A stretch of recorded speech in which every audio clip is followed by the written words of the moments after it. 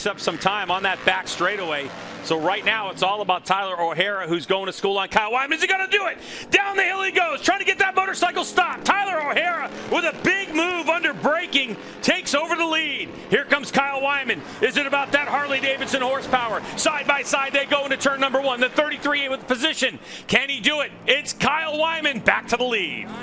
And he's just in the back there, Greg. Loris Baz under braking. He's trying to find a spot. Oh, he's so tight. Is he going to hold on to it? So Loris Baz will take over second spot.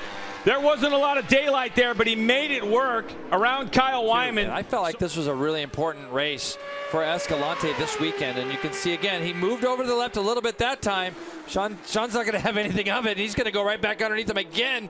And these guys are really tight into turn 5 now. Wow.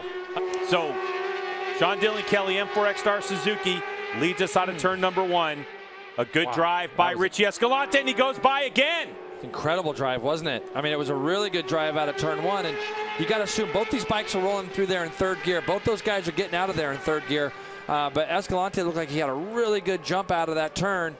It's going to be interesting to see how Kelly lets this one play out. Obviously, we know how strong he's been into turn 5. I fully expect if Richie Escalante gets down into that brake area down at the end of the straightaway, that he's going to move himself all the way over to the left and try to make Kelly go the long way around. Now, he kind of moves over, but like you said, Greg, it's an inside-outside. And SDK is there by that last thing. Let's see if he gets him. He is. He's right where he needed to be. He's got, oh, no! Oh, both are down! Oh, unbelievable! Setup. He made a lot of progress this morning, and he's been working with Josh Hayes, and he said it's really helped him not overthink things because he really trusts Josh's advice. Yeah, and what Hannah's talking about, too, is the Tuesday, Wednesday after as Herron goes up the inside. He'll take over second position, but on the switchback, oh, look at the black mark that Cam Peterson left on the gas, trying to get back by Herron. But on the Tuesday, Wednesday after we were at Road America, a lot of these teams went up to Brainerd, Minnesota, a race we're going to be racing at later on in the season, and they were able to test for 2 days. Starting to set sail, Cam Peterson on the M4X Star Suzuki has had a great run as of late. Of course, we saw Josh Herron, number 2. A bit of a mistake, Oni. Wow. So up the inside goes Baz to take a position. So the door opened for a moment, and Baz took it. Just got in there deep in Herron at the top of the hill, and Baz didn't think anything of it. Now, the big benefactor in this red flag is Cam Peterson. We saw him stuck behind Matthew Sculptz early in the race for those first couple of laps. This is going to be a lot nicer position for him to be in, chasing his friend Jake Gagne out in front. He's going to be able to get his head down, get into these consistent lap times. Baz has got some work to do now. The 76 on the Warhorse HSBK Racing Ducati New York entry has got on the back of Cameron Peterson. And Baz loves attacking up at the top of the corkscrew, but Peterson giving him no room. Where's Baz going? Is he going to make that one stick? That was crazy. Wow. That was a big move. He had a run on him, and it almost looked like Cam surprised him by how much he slowed down at the top of the hill. Baz put himself on the outside, looked like to maybe follow through, let go of the lever, and was able to go by. Now Cam Peterson looking to go up underneath as they exit turn 10, set something up at 11, but he's not going to be able to do it. Baz has this position as they come down the start-finish line again. That gap just in the run through turn 3. Now, let's see if they go through this turn 5, this right-hander. Bobby's going to have a look right now. What a lunge by Fong to take the spot. Didn't think there was enough in the front tire for that. So Fong, what a great move, an aggressive move. He takes over second spot.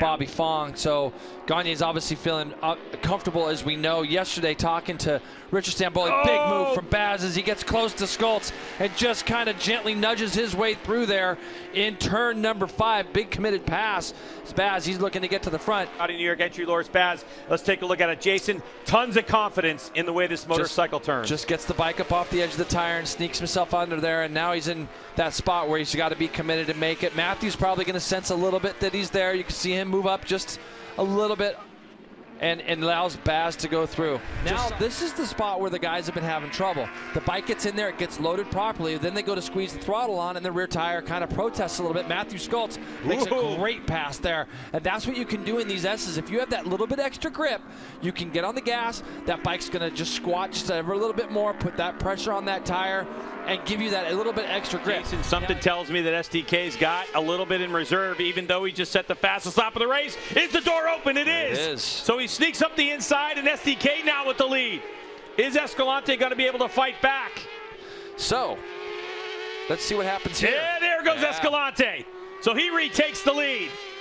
Now Sean Dylan Kelly's got to think about what to do. How much is he going to risk? He's close enough. They're both driving. There he is under the brakes. Can he hold on to it? He does. So SDK trying to accelerate, little wheel in the air, and there goes Escalante back around again.